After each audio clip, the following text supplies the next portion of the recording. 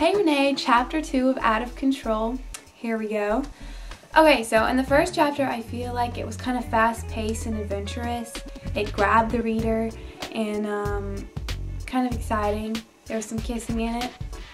Kind of liked it. This chapter, the second chapter, I feel like it kind of explores the backgrounds and the stories of our characters. But don't fret, there's still plenty of mystery to solve. So let's start off with names. Our main male character is named Rafe Kincaid. First off, who names their kid Rafe? Seriously. This is what he looks like. Hunk of a man, I must say. Rafe looks after or owns his family's ranch in the Colorado Territory, and he's kind of like a hard, mysterious, tough cowboy guy. I feel like he kind of has some deep, dark secrets that will come out in this book. We don't know the specifics, but we do know that he had a tragic experience with the cavern when he was a child, and he often goes back to how his brother was scarred and hurt and traumatized by this cavern, and how he feels responsible for whatever happened to his brothers when he was a kid. Okay, now the female main character is named Julia Gilliland. This is what she looks like, right there. We don't know as much about her.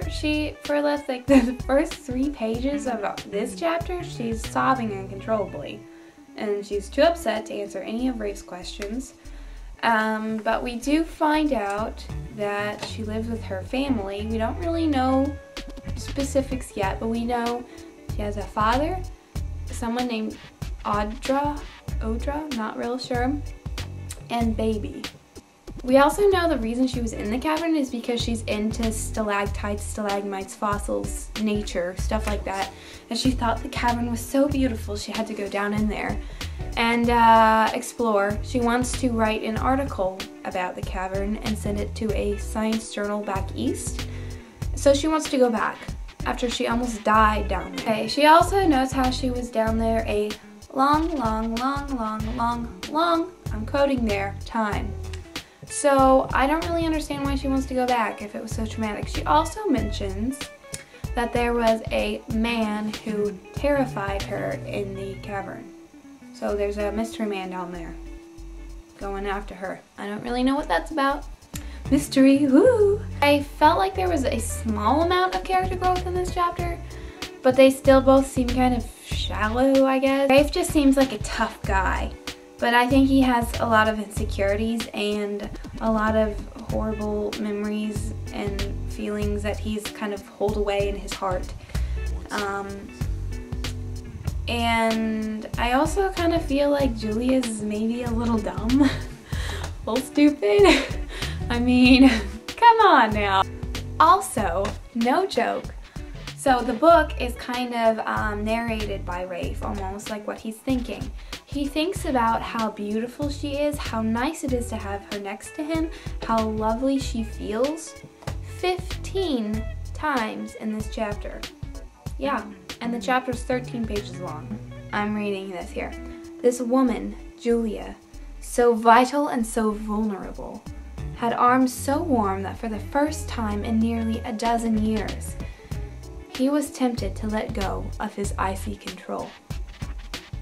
It goes on like that for a whole paragraph. And at this point, he's probably known her maybe an hour.